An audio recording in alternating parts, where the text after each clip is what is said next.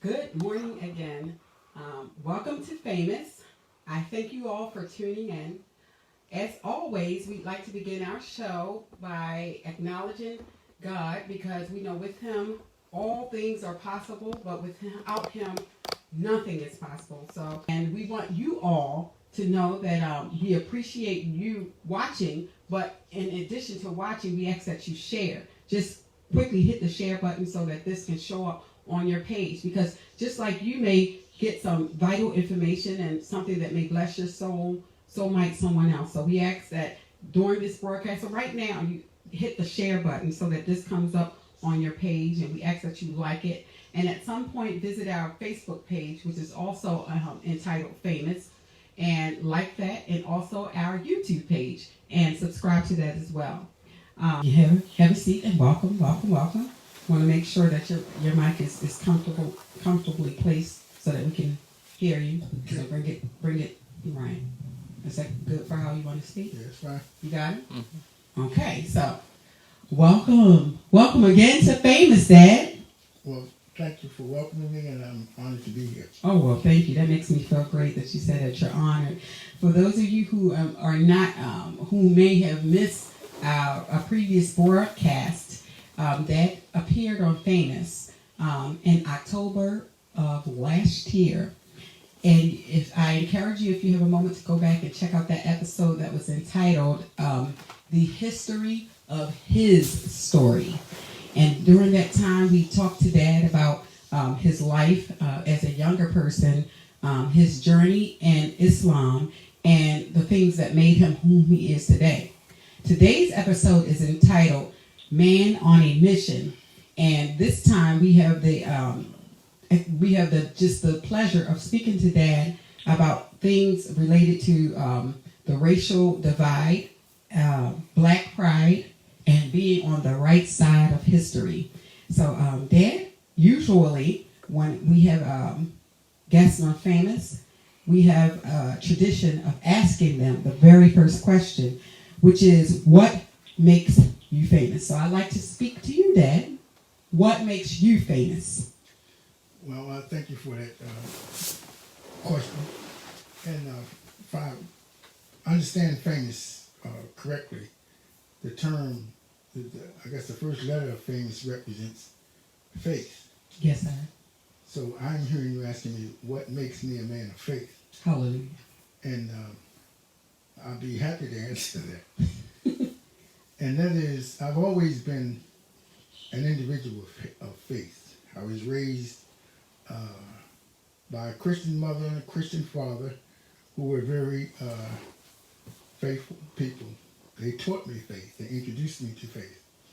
I later subscribed to Islam under the Honorable Elijah Muhammad, but I didn't see it as changing my faith. The only thing that changed was the terminology that we associated with faith. To me, faith is a relationship between the Creator and His creation.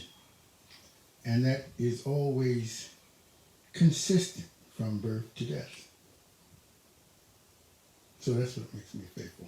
I like that. Now, I know guys start giving us that we want your, as I said before, we want your participation. We welcome you and this conversation. As Dad said before, faith is his measure of faith is the relationship with respect to divine and His creation, and I love that because that is also my my definition, which I guess would be so as you are my dad and has poured into me. Now, you know, I just prayed about the pandemic and all that's been going on. In fact, we're over 100 days into this whole pandemic, more than 3 months after this infection first struck. And then states have come into a decline and now a resurgence. And it's now experiencing a dangerous resurgence. And I'd like to know a lot about what people think about this pandemic, specifically the purpose in it. So I'd like to ask you, what do you see as the purpose of this pandemic? Well, I think that's a very, very important question. And I see, I'm going to say a lot because of my years on the planet. I guess I should mention that I'm a product of the 60s and the 70s. And what I see going on in the population of today is similar to what went on in the late 60s and the early 70s with respect to protests. Then it was the Vietnam War.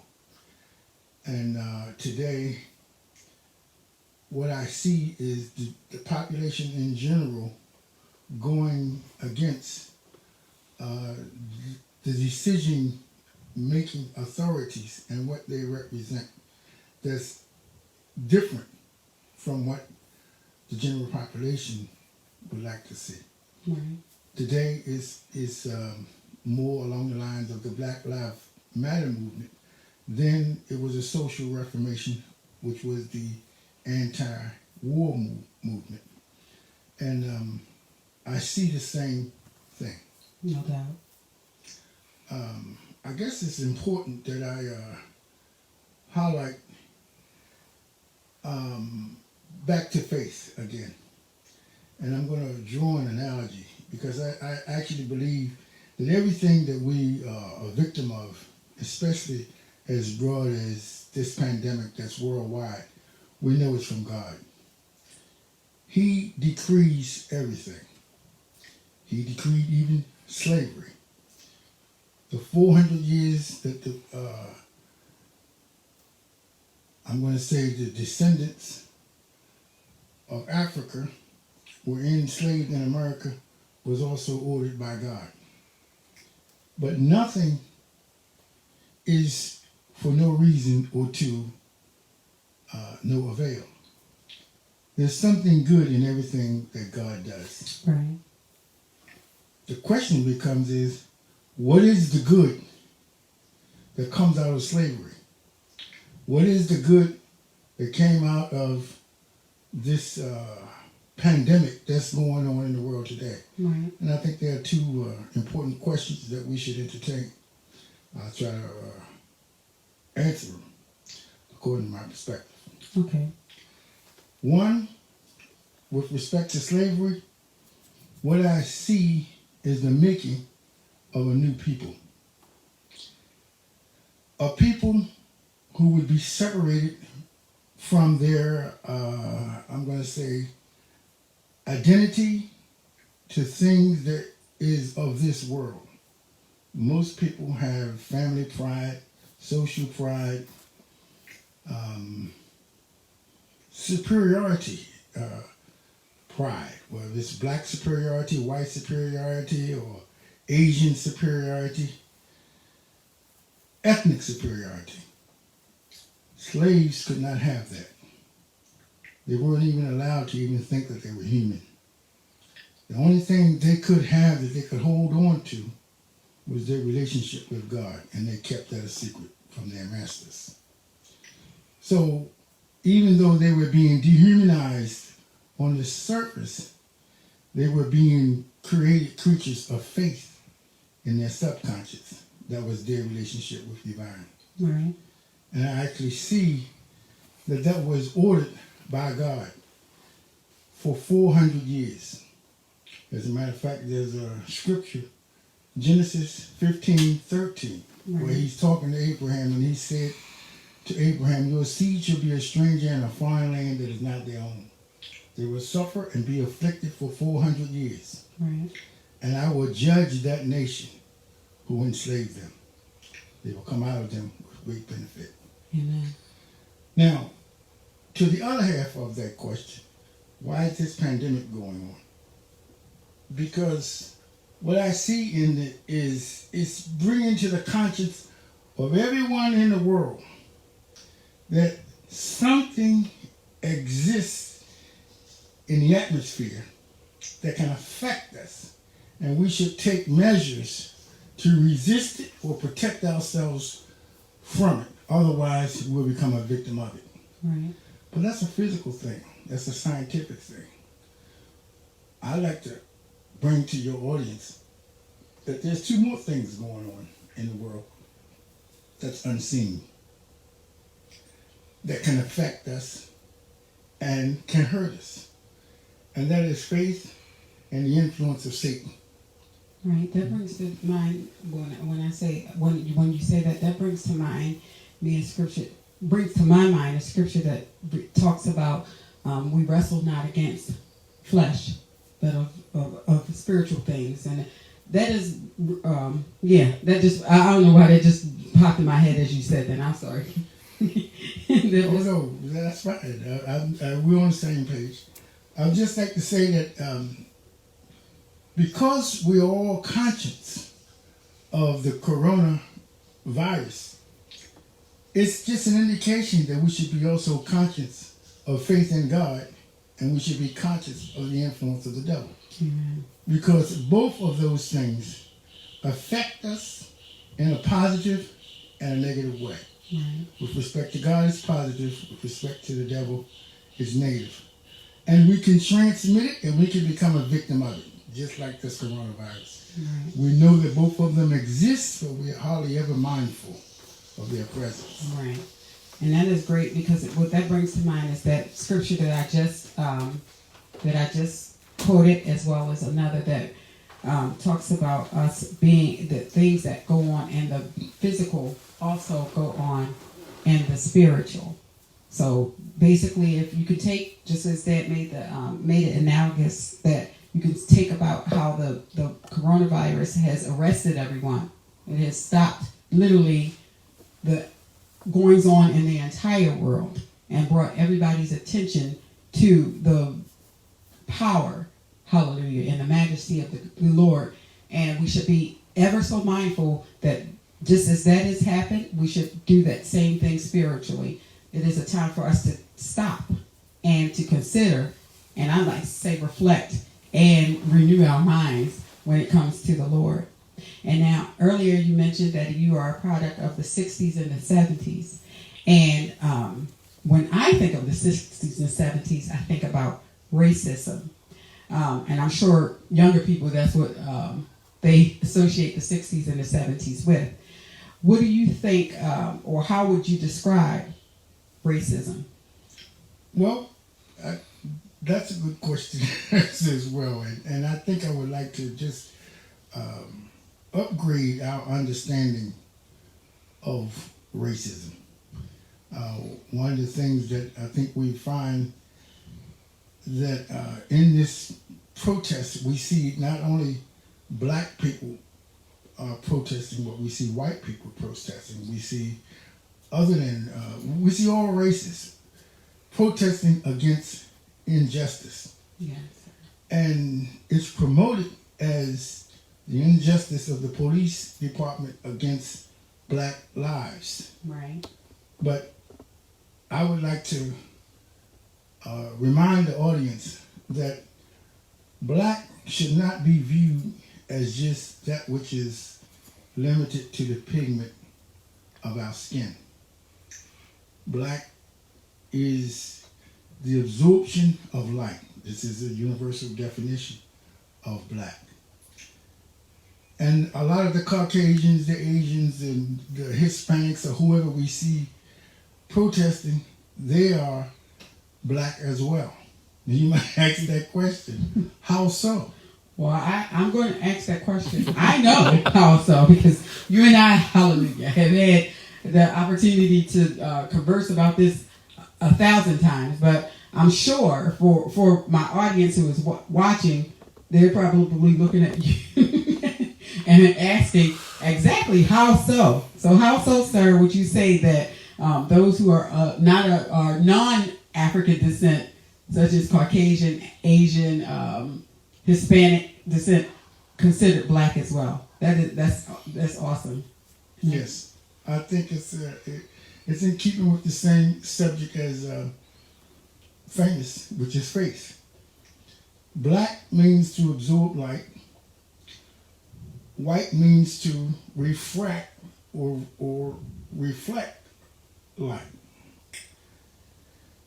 But we're not talking about just the light that comes from the sun. Right. When we're talking about pigment in the skin, that's what we're talking about. But when you're talking about the light of God, you're talking about the pigment of your face. I like that. So we want to look at ourselves as being concerned about the black life, because the black life is the life of faith that is seeking the favor of God. Amen. It doesn't matter what ethnic identity you are. I love that. It doesn't matter what part of the world or the planet you were born in. It does matter as how you seek to be judged by the Creator on the day of judgment. So you want to be black because you want to absorb the light of God as a part of your constitution for judgment. Amen. I like that. So this is just something that's going to seem like a segue or juxtaposition to what you just offered about the idea of being black. We know that as we go on, we are experiencing a lot of racial injustice, and that's specifically for people of color, social injustice specifically for people of color, and we know that the implications are far-reaching. So I'm always a big advocate of the idea of voting. I believe that in order to affect change, you have to be participative, meaning your vote is your voice, and if you fail to vote, then you are failing to voice your opinion. What are your beliefs when it comes to the idea of voting? Well, I think you should speak, and you should speak to those who are going to help represent what your interest is. So yes, vote.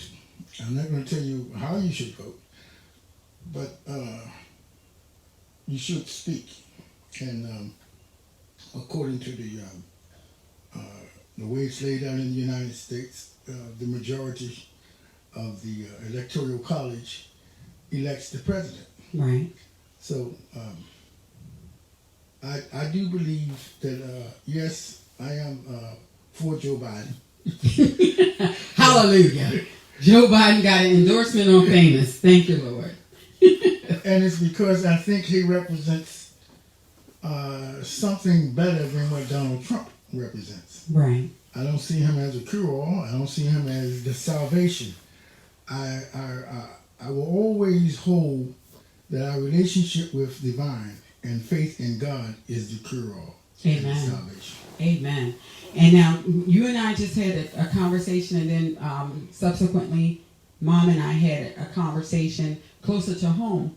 There is a sort of uprising, and so to speak, in Catonsville. Specifically, you have students who are speaking out about the lack of diversity in their schools.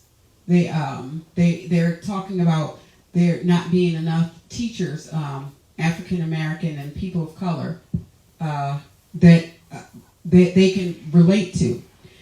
Now, I can relate to that because I know when I was in school, specifically, I went before going to Poly. I was at Roland Park Elementary and Middle School, and I don't think there was one black teacher. Maybe one, maybe two black teachers there when I was there. And I know as a kid, I felt I was disassociative.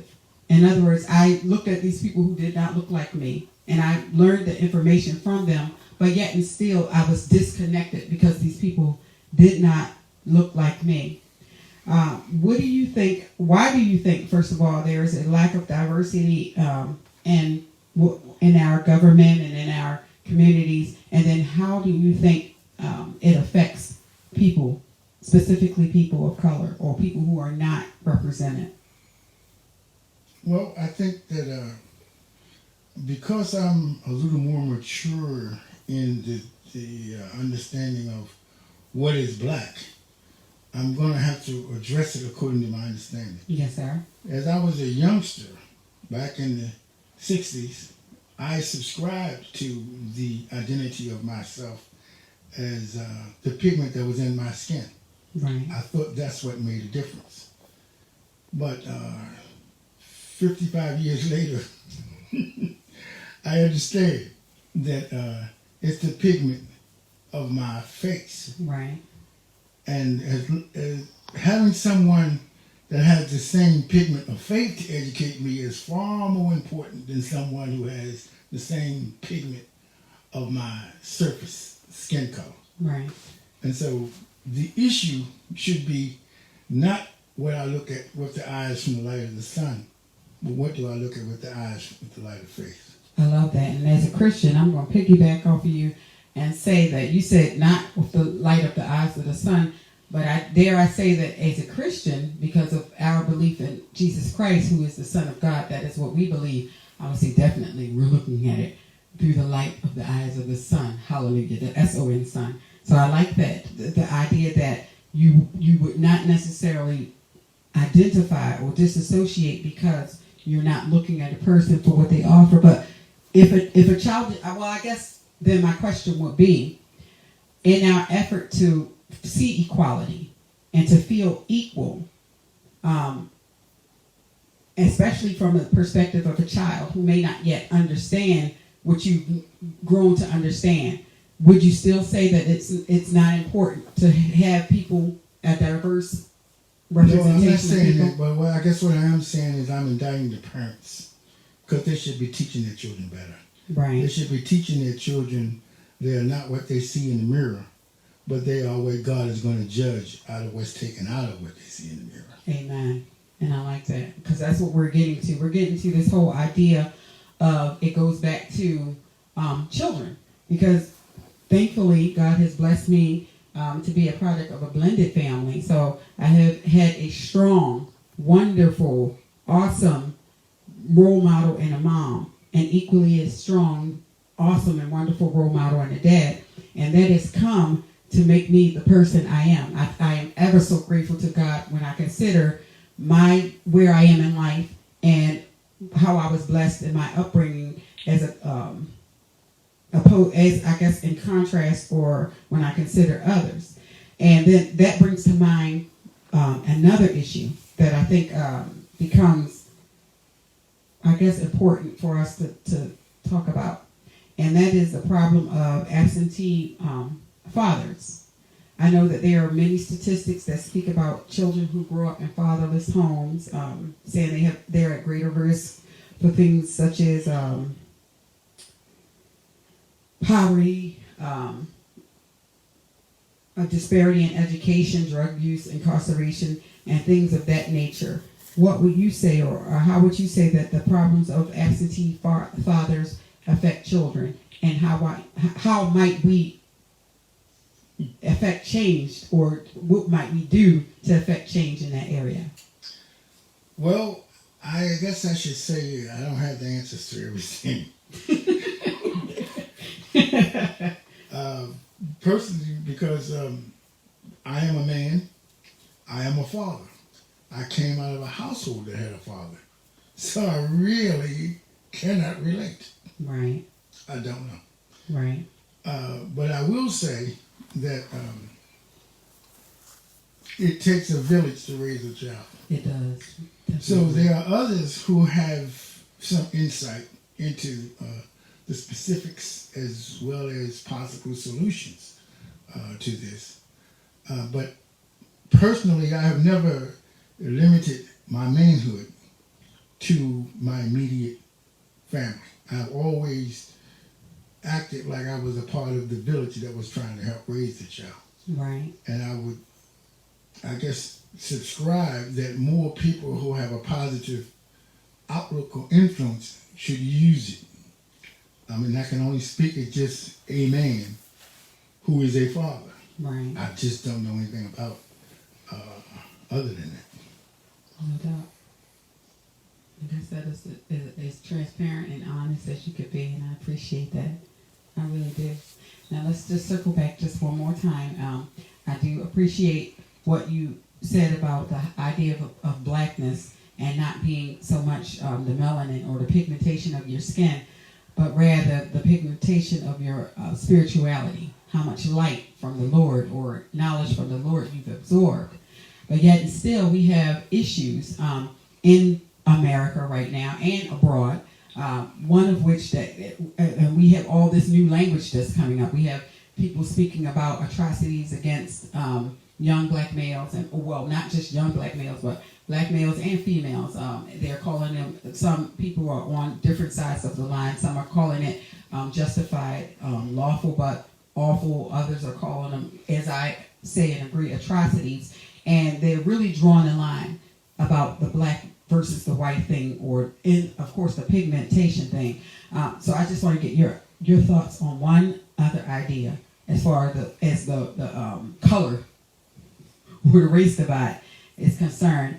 Do you believe that there is a such thing as white privilege? Yes. You mean with respect to white pigment people who are in that shell? Yes, there's no doubt about it. White privilege. And that's a part of what America was founded on. I mean, it's written in the Constitution. And in order for the 400 years that God said would happen, it had to go on for at least 400 years because it is by the decree of God. But there's no denying it. Right. I mean, it's literally written, the Great Compromise in the Constitution, where they classified the slaves as 3/5 human. Right. They allowed the slave owners to cast a vote for the slaves, 3/5 of a vote. Right. And they recognized that first slaves came to America in Jamestown, Virginia, 1619. So as of 2019, I'm sorry, the 400 years has expired. But yes, during that entire time, it was white privilege. There's no doubt about that. No doubt. And now it's the time for a change. Amen. And but the thing is, it's not just people in black skin that recognize it. That's the reason why I bring to your attention that is the blackness of the human potential. Amen. That is ushering in the change. Amen. And that's a perfect segue. I love it. I love it because that's a perfect segue into our next issue, which is the whole idea of the protest. Earlier in the segment, you said that you recall what was going on when you were a younger guy, and I imagine from what I've read and what I've seen, there was very much a movement of black people, and I'm that's pigment wise, melanated skin black people, and today it's something different. How would you say, or what strikes you as most different, or the biggest change about the protests from yesteryear and the protests of 2020? Well, I guess I should say this. I see very little difference. What I see is young people frustrated with the system and the way it treats people of color. Right. That has not changed. Back in the 60s, I was one of those young people. And I decided to accept Islam as a part of that change and dedicate my life to trying to help make a difference. Since then, I'm going to say I have matured and grown in my understanding, and I think that's what's missing with the youth of today. They are concentrating on their skin and not their human potential.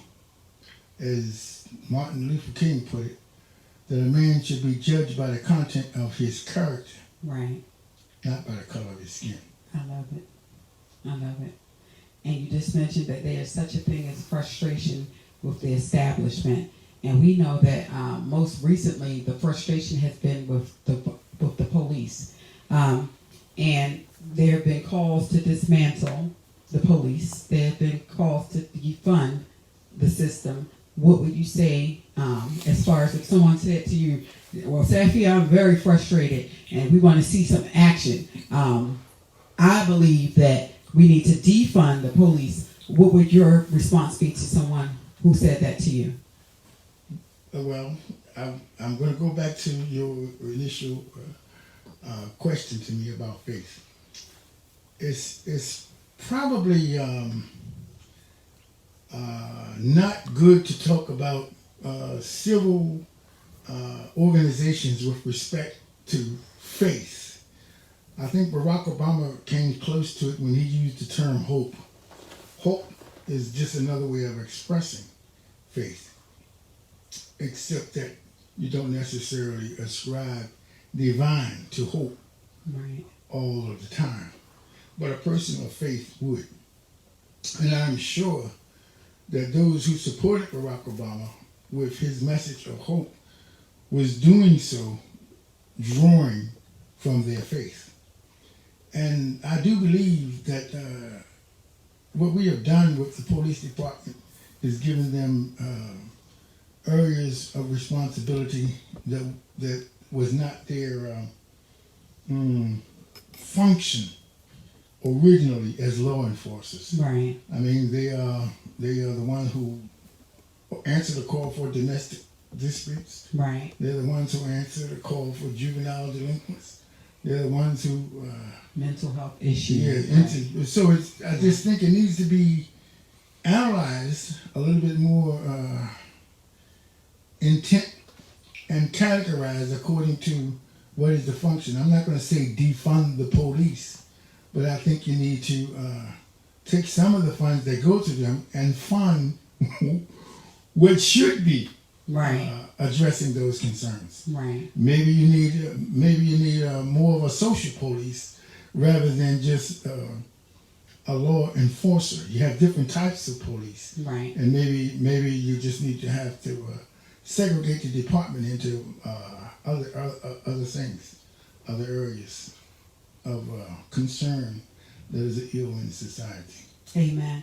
Well, you spoke earlier. You said that you see one of the biggest problems with today's youth is they're not understanding or they're not connecting the idea that the attention should be more on the development of their faith. But I've heard just in conversation, and I want to get your thoughts on this, that a lot of people are saying, "Hey, those Gen Zs are out there. They're doing big things and they're making moves, and it's going to count." Do you believe that today's protests will be more effective than those that happened in the 60s? Well, I'm going to say yes, because I intend to help educate them. Hallelujah. And that was one of the problems that we had in the 60s. I believed that God wanted us to do something about it. And I guess some people can listen to me and they hear Uncle Tom talking. But I would just like to bring to your attention that at one time my name was Parker X. I love it. And that, if you don't know what that means, that's the same as Malcolm X, meaning I discounted my slave name. Right. I've lived it.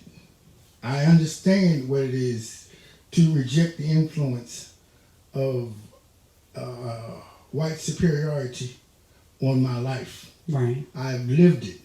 This is the reason why I can speak to the youth of today and let them know that they're on the wrong track just looking at the pigment in their skin. Amen. They need to also look at the pigment of their conscience. Right. They need to see themselves as more than a biology. They need to see themselves as what is God going to judge on the day of judgment. Right. So faith has to be an integral part of the movement that you see going on today. It died out from yesterday and didn't go very far because it was not there. Amen. And the same thing will happen today. I like that. That is true. That's what you call hashtag truth. Without God, we are nothing. And that's what I hear you saying, just in a nutshell. Without God, we are nothing. We can't move. We can't make it. We can't progress without including God. And you're absolutely right when you say that everything. And I think that a lot of things, a lot of establishments, you have schools, you have governments, and you even have churches, unfortunately, and places of worship who have taken the God out of the formula. And I like to always, one of my favorite hashtags is God-powered.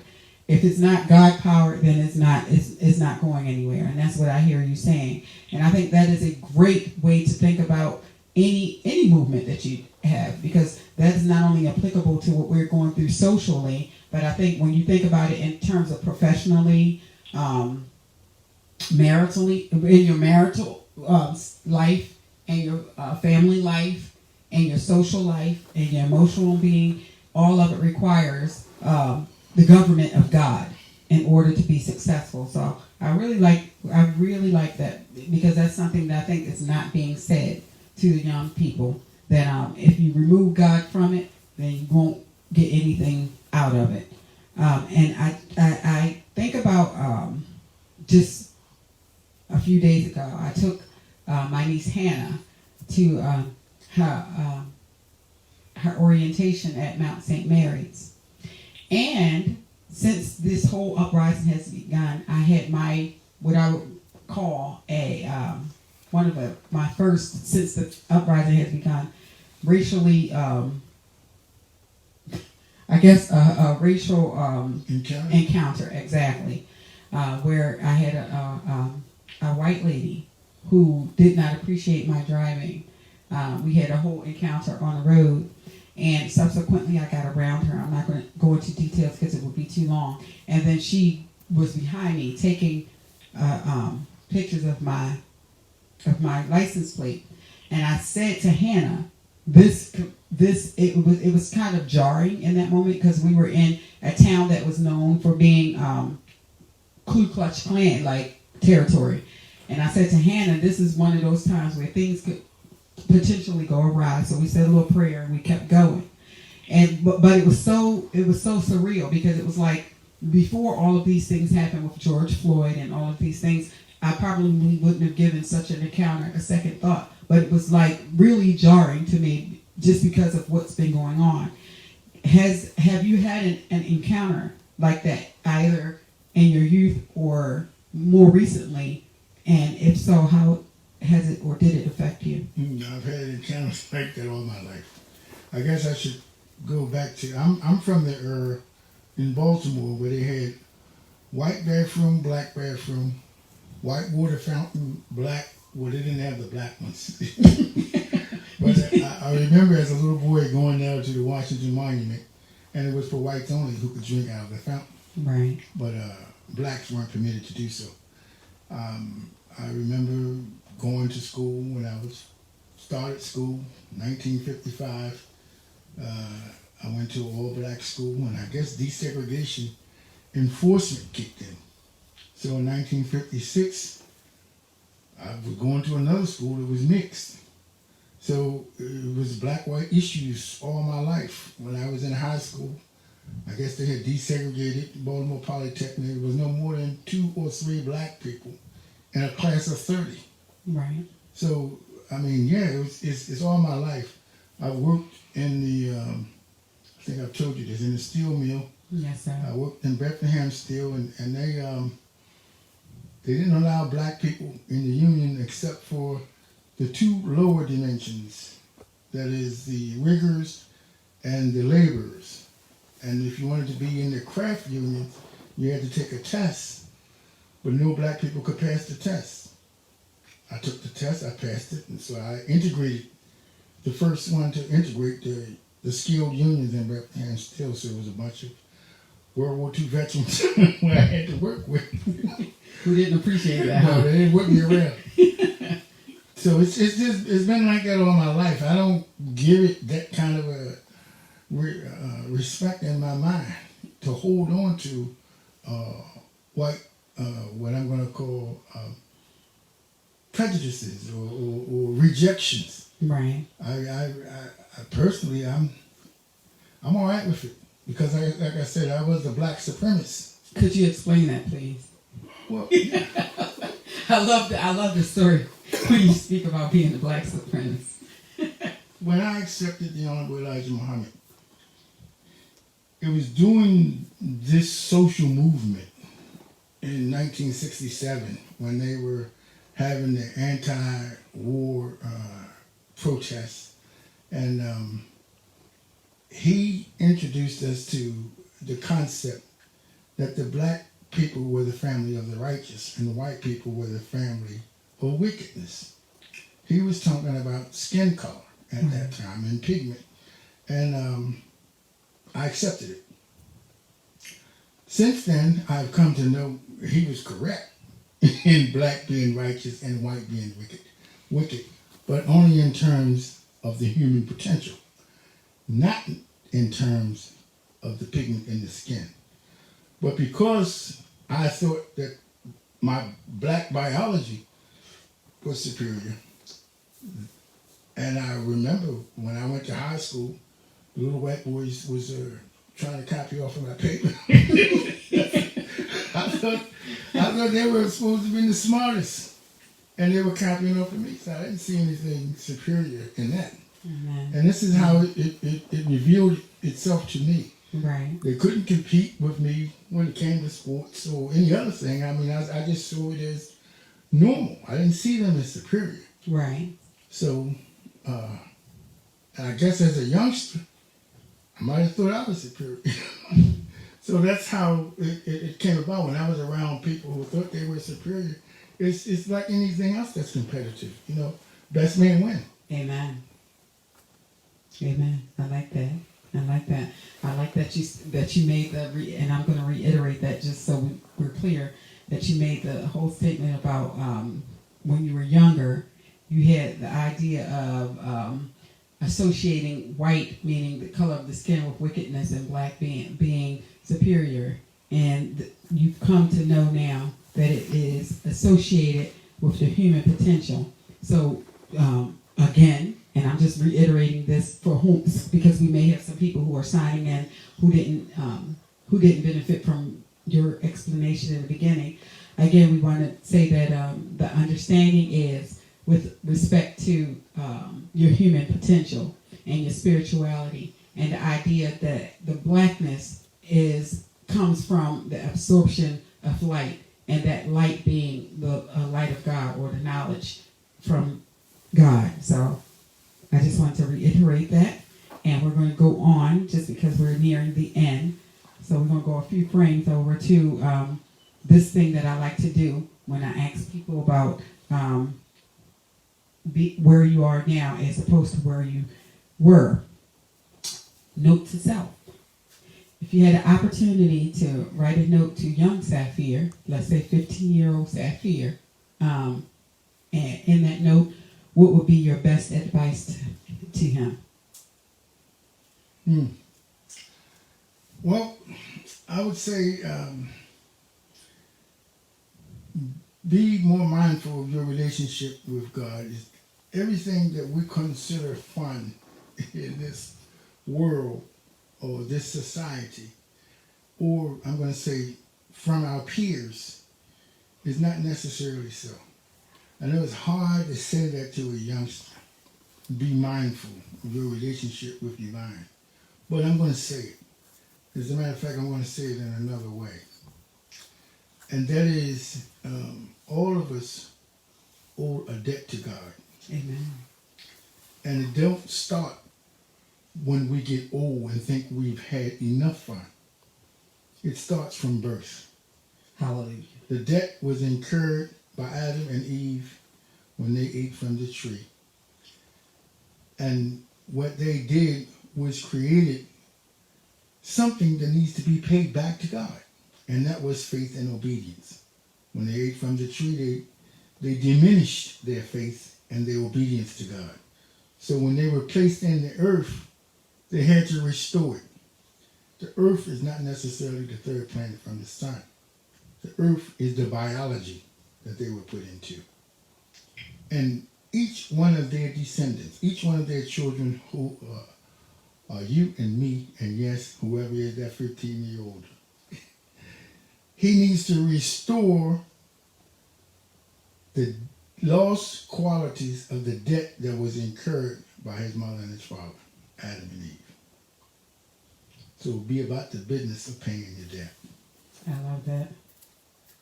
Don't leave debts unpaid. Be about the business of paying your debt. I love that. Now in closing, and this is incredible because it feels like I've only been talking to you for like 5 minutes, but yet we have approached and we're gone beyond the 12 o'clock hour. So I just want to close. Well, first I want to say to you, of course it's not a one and done because this is my second time, and I want to, of course, open at all times the invitation for you to come back and we can continue conversations, because I believe that only through conversations and then getting the information out will people prosper. The Bible speaks that says that my people lack perish for lack of knowledge, and so it's through conversations such as what we're having, and you going out and into the broader society and spreading your message, will people be blessed and saved, and those type of things. So would you just tell us a bit about any upcoming projects or what you have? What's next for Saafir? What's next for you? Well, I'm on a quest with my wife to get this message out. What is the message? The message of, I guess you quoted it best when you say my people suffer from a lack of knowledge. I know it as a lack of knowledge of their own self. Who is the true self? The true self is the self that God is going to judge on the day of judgment, not what you see in the mirror. Amen. That's the message. That's the word we want to get out. If humanity knew who they were, they would even join together better with respect to Black Lives Matter. Because the real black life is the life that God is going to judge from absorbing his light. Thank you. And I accept the invitation to come back again. Amen. So before you leave, would you please tell everyone who's watching, and then I'll also note it in the comments below once we're done, where they may find you on Facebook or YouTube and the websites and all, and also about information regarding the book, your book. Okay. Well, we have one website on the internet, better known as the Ministry of Hajj USA. And we're going to develop another website with respect to faith and the universality of faith. I think there's something that needs to be said that we have to offer with respect to that. And that you can look for that to come. Okay. So that's the Ministry of Hajj USA, and then you're on Facebook under your name, right? Yes, and the Ministry of Hajj USA, both. There too. Yes. Okay. All right. And you have a book. And the book. Well, the name of the book is Hajj, and basically, I like to highlight the dedication of the book. The book is dedicated to the development of the human potential that exists in every human being. It's trying to help the human being get in touch with itself. Amen. I like that. I'm sorry? Your YouTube. Oh, and your YouTube page is also... Yes, we have a YouTube page, and that's basically each chapter of the book. We have, I guess what you call PowerPoint presentations along with the audio version of the book, and you can look that up by Googling chapter 1 or chapter 2 or whatever chapter it is, Hajj, and that it should come up. So if we go into the YouTube, actually like the YouTube app, and we're looking for you, we just search chapter 1 Hajj, yes. and it should. Okay. Well, I'll note that in the comments. Again, I want to thank you so much for joining us. I know that everyone who's watched, I see all the comments coming up, and everybody's like, yes, and truth, and wow, this is so good, and all of those. And we appreciate all of you all tuning in. We appreciate you guys' comments And we will also share this on our Facebook page as well as our YouTube channel. But right now, you guys know him as Saafir Rob. I know him as Dad. And I want to say to you, thank you so very much for blessing us with your presence and with for sharing your genius with us. Well, thank you very much for inviting me. And I just want to say, the way you spell Hodge is H-A-J-J. I think that's important. Thank you. Yes, sir. Okay, so now we're going to our famous last words. This